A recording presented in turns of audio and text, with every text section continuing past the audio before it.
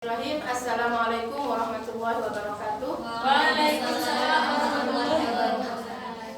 Malam ini kita melanjutkan kajian kitab As-Sittin Al-Adliyah, kitab 60 hadis tentang hak-hak perempuan. Kita sudah sampai pada hadis ke 55. An Abi Sa'idin qala ja'at imra'atun ila Nabi sallallahu alaihi wasallam. Dari sahabat Abi Sa'id qala, berkata siapa Abi Sa'id, ja'at imra'atun ila Nabi sallallahu alaihi wasallam, telah datang seorang perempuan kepada Nabi, atau telah menghadap seorang perempuan kepada Nabi Muhammad SAW.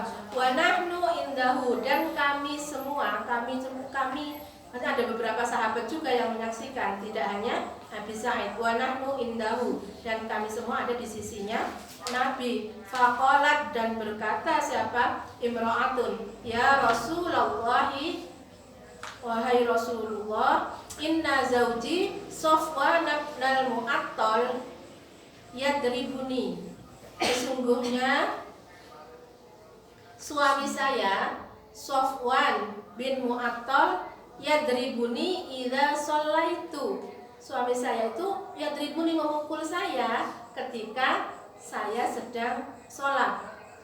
Wa yufattiruni idza sumtu, dan menyuruh saya berbuka idza sumtu, ketika saya sedang berpuasa.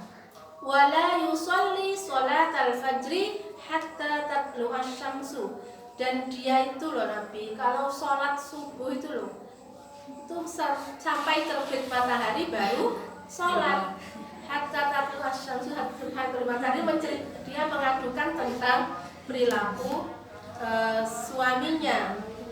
Qala wa Safwanu indahu, dan berkata siapa Abi Sa'id, padahal Safwan itu ada di sisi Nabi, Safwan itu juga ada di situ.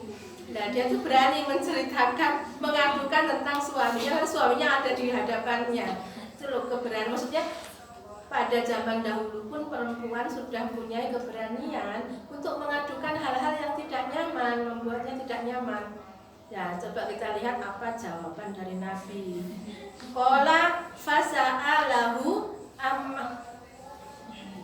Qala, kemudian berkata siapa Nabi, fasa'alahu, dan menanyakan, fasa'alahu, dan menanyakan amma qala, dan menanyakan atau konfirmasi kepada Safwan apa yang sudah dikatakan oleh istrinya. Faqala, maka berkata siapa? Safwan, ya Rasulullah.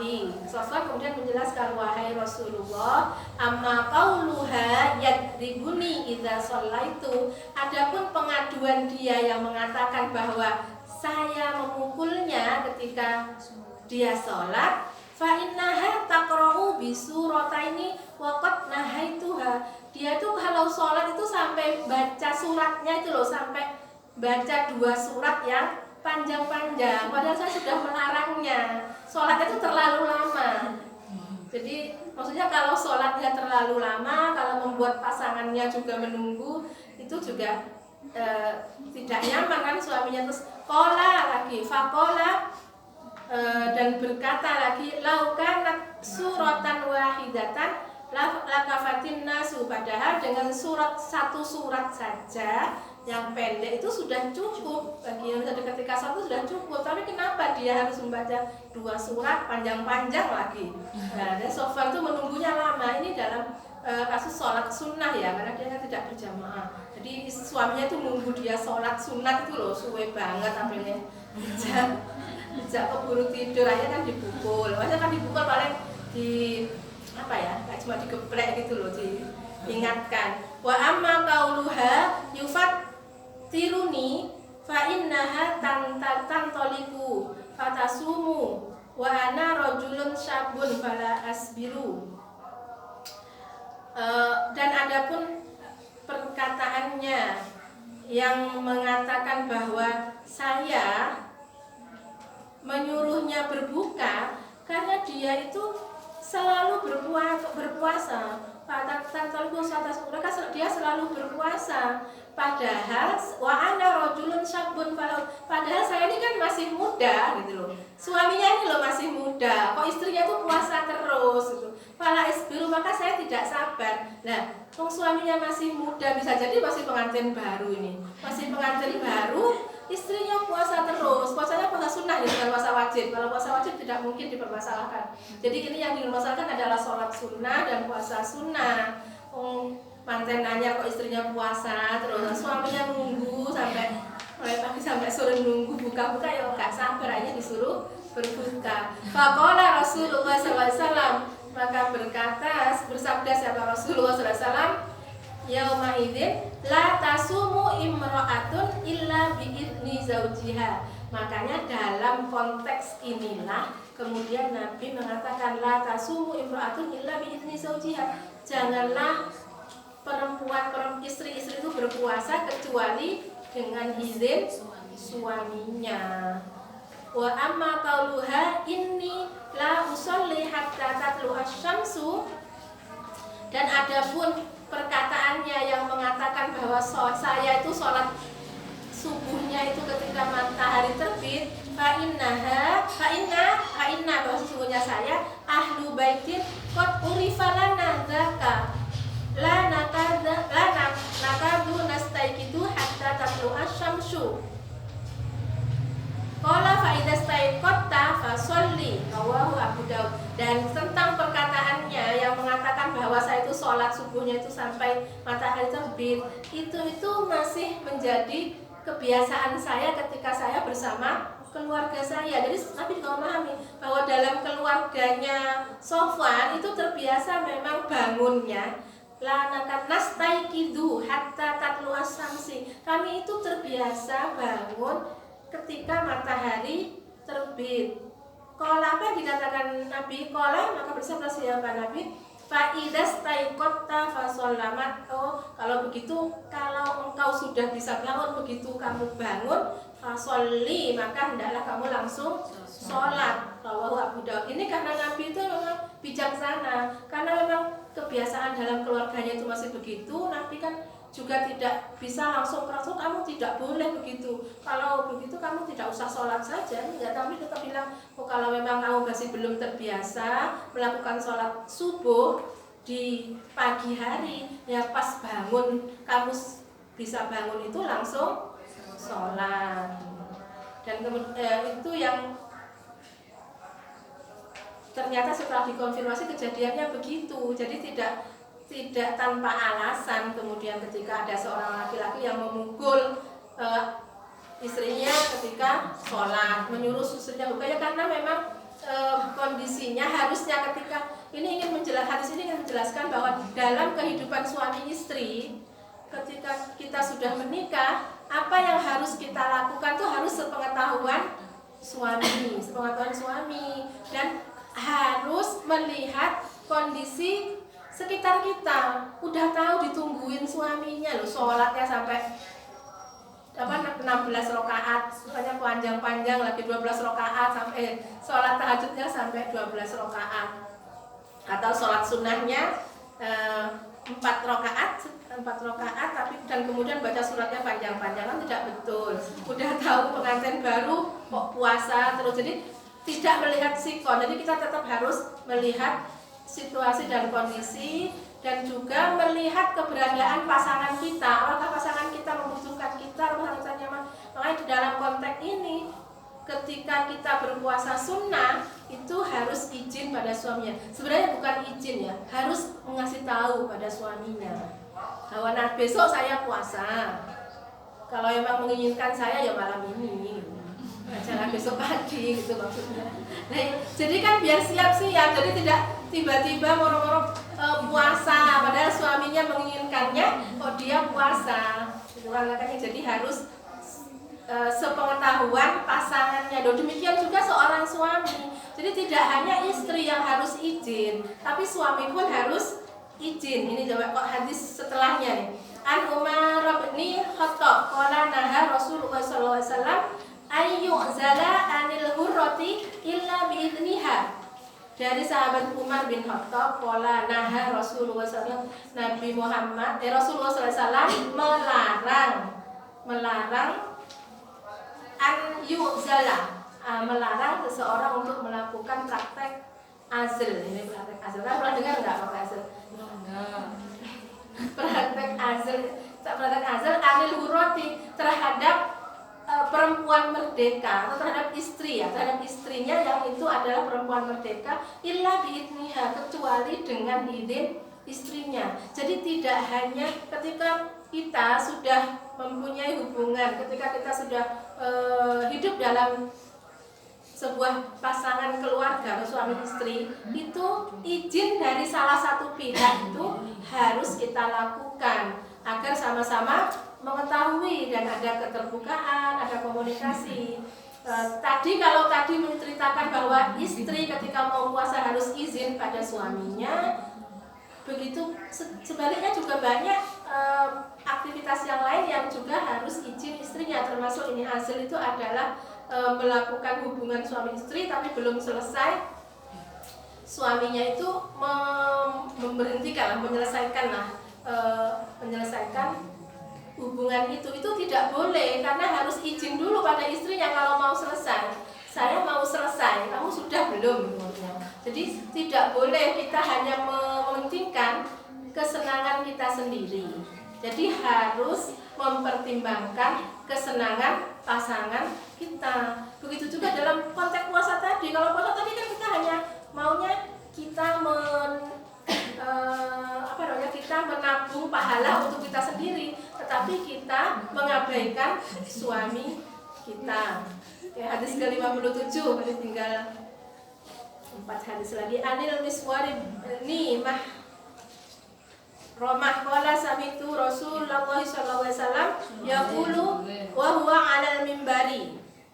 Dari sahabat Miswar, sami'tu mendengar sahabat Miswar Rasulullah SAW berkata di atas mimbar, bersabda di atas mimbar, inna bani Hisham ibnil Mughirah ista'danu fi ayyunkihu ibnatahum Ali ibn Abi Thalib, bahwa sesungguhnya ada seorang Bani Hasim itu bin Al-Mughirah, ista'danu, minta izin kepada Nabi untuk menikahkan anak perempuannya dengan Ali bin Abi Thalib. Nggak ada ini orang izin mau menikahkan istrinya dengan menantunya Nabi.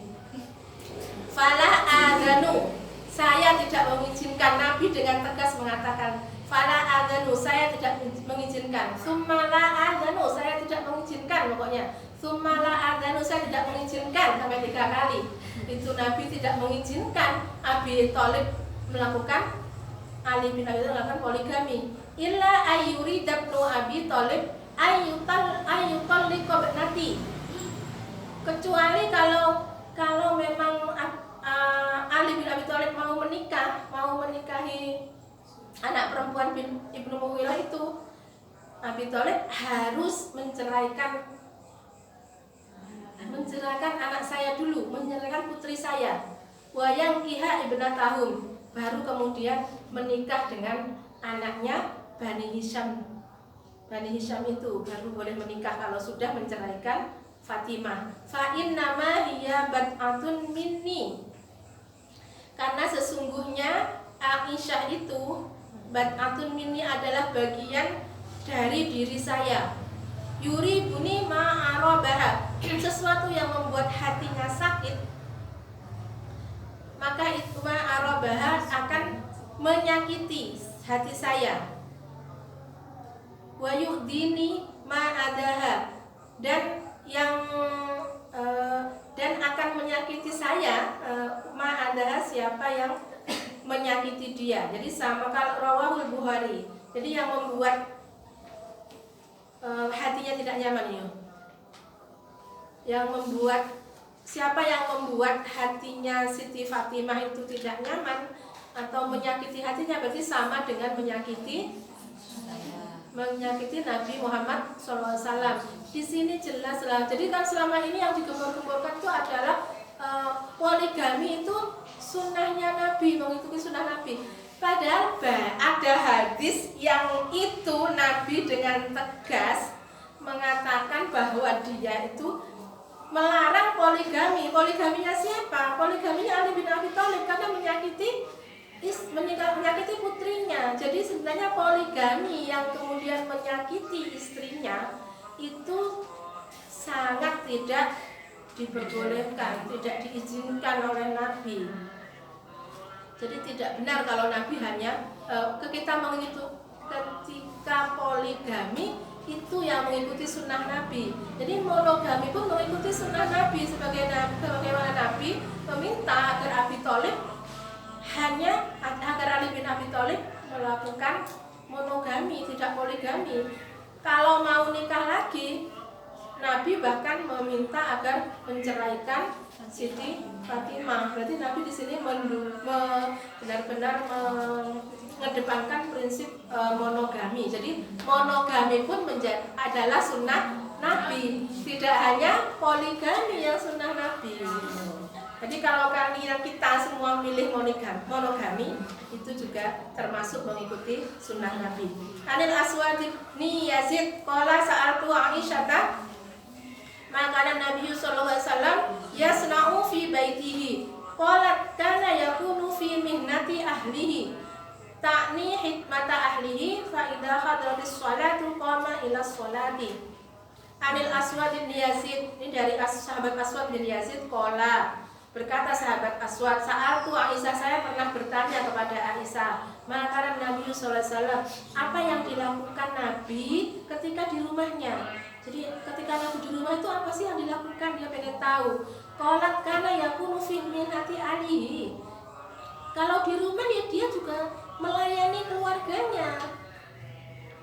Dia melayani keluarganya takni hikmata ahlihi. Dia membantu keluarganya, jadi membantu pekerjaan rumah maksudnya dia. Dia takni fi hikmati ahlihi, yakni membantu pekerjaan rumah. Faidah hadratis sholatu qoma ila sholati. Nah, ketika sudah waktunya sholat, beliau akan berdiri, akan pergi ke masjid untuk melakukan sholat. Rawahul Bukhari.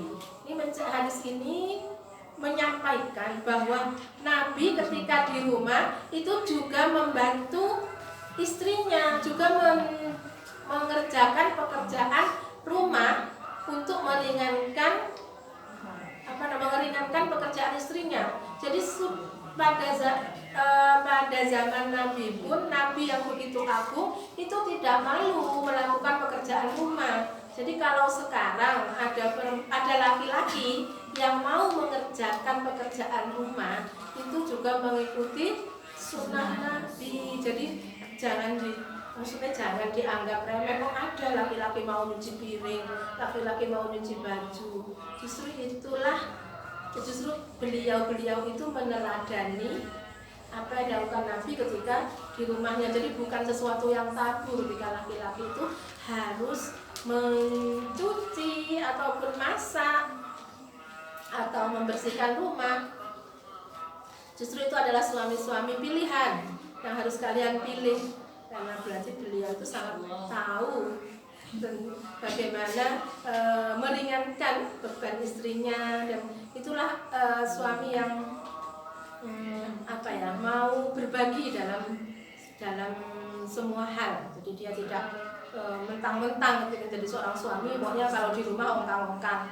Tahu suami istrinya jungkir balik melakukan banyak hal di rumah, kan kadang ada loh. Maksudnya udah istrinya anaknya nangis, istrinya sedang masak, hanya istrinya harus wirawiri merawat anaknya, masih ke dapur, sedangkan suaminya enak-enak baca koran. Ngomong ulang tahun itu banyak juga, makanya harusnya tidak begitu. An Abi Hurairah qala Rasulullah sallallahu alaihi wasallam, la yafraq mu'minun mu'minatan in kariha minha khuluqan radiya minha akhara au qala wairahu rawahu Muslim. Dari sahabat Abu Hurairah, Rasulullah SAW bersabda, janganlah laki-laki, janganlah la yafraq, janganlah membenci mukminun, laki-laki mukmin, mukminatan kepada perempuan yang mukmin. In kariha minha, jika ada satu sifat yang dibenci, in kariha jika membenci minha dari perempuan itu khuluqan, salah satu sifatnya, radiya minha akhara, pasti ada sifat-sifat lain yang disukainya. Radiya, senang darinya, ada sifat-sifat lain disenanginya. Jadi maksudnya itu terbiasa bahwa semua orang itu tidak ada yang sempurna. Pasti ada satu sisi yang membuat kita tidak senang pada orang itu, tapi ada banyak sisi yang membuat kita senang. Ada sifat-sifat yang tidak kita sukai, tapi ada banyak sifat-sifat yang kita sukai. Makanya tidak boleh kita serta-merta karena membenci satu sifat dari seseorang kemudian kita maunya itu menjauhi orang itu. Jadi pasti ada kekurangan dan kelebihannya. Kalau bisa kekurangannya itu kita tambah, kita perbaiki, dan kita berusaha selalu menampakkan kebaikan atau kelebihannya. Hadis ke-60. Alhamdulillah, hadis yang terakhir. An Abi Hurairah an Rasulillah sallallahu alaihi wasallam, dari sahabat Abi Hurairah an Rasulillah sallallahu alaihi wasallam, fadzakara ahaditsa minha. Fadzakara ahaditsa minha wa qala Rasulullah sallallahu alaihi wasallam, wallahi li an yalajja ahadukum bi yaminihi fi ahlihi asamu lahu indallahi min ayyutiya kafaratul lati faradallahu. Dari sahabat Abi Hurairah Rasulullah SAW bersabda, demi Allah, fadzakara dan menyebutkan beberapa berita minha, dari siapa kembali salam ini, dari minha ini. Waqala, dan bersabda Rasulullah sallallahu alaihi wasallam, wallahu, demi Allah, orang yang bersekutu dengan sumpah yang menyakiti keluarganya, wallahu li ayyalajja ahadukum bi yaminihi fi ahlihi. Jadi demi Allah, orang yang bersekutu, orang yang selalu menyakiti keluarganya, asama lahu indallahi, maka dia akan lebih berdosa di sisi Allah, di mata Allah, min ayyukiya kafaratahul ladzi faradallah, lebih berdosa di sisi Allah daripada membatalkan sumpah itu dengan membayar kafarat yang diwajibkan Allah kepadanya. Jadi ini apabila ada orang yang sudah bersumpah untuk melakukan sesuatu yang menyakiti keluarganya, walaupun dia sudah bersumpah demi Allah, itu akan lebih baik, lebih berdosa di mata Allah daripada membatalkan sumpah itu dengan bayar. Jadi akan lebih berdosa di mata Allah orang yang sudah bersumpah mau menyakiti keluarganya dan melaksanakan sumpahnya itu.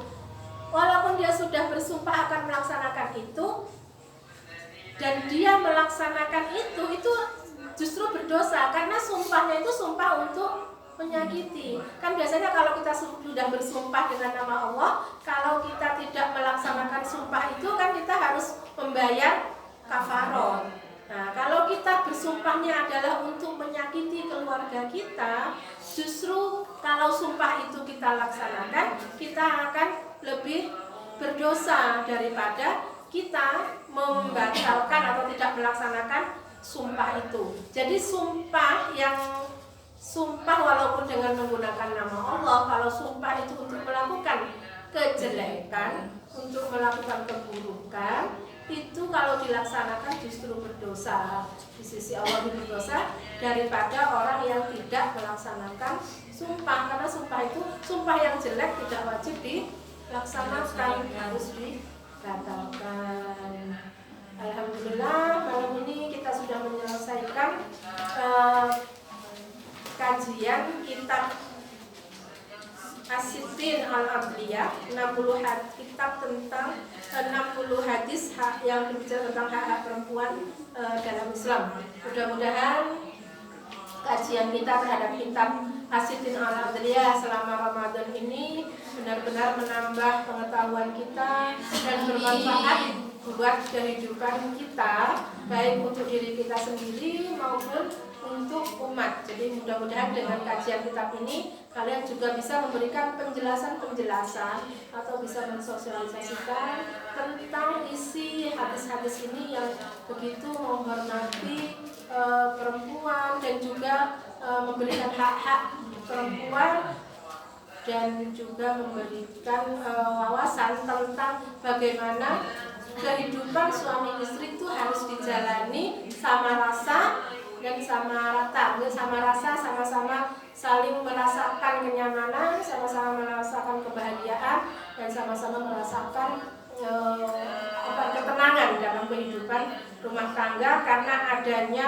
hubungan yang kesalingan, saling membantu, saling memahami, saling mengerti, dan kesaling-saling yang lain. Pokoknya dalam kehidupan suami istri itu semuanya harus saling, tidak ada yang paling, semuanya saling membantu, semuanya saling menguatkan, tidak ada yang paling kuat, tidak ada yang paling lemah, jadi semuanya saling menguatkan, semuanya saling mendukung agar kehidupan dalam keluarga senantiasa berjalan dengan baik dan menjadi keluarga yang sakinah mawaddah warahmah. Sekian dari Ibu Yani. Terima kasih. Wassalamualaikum warahmatullahi wabarakatuh.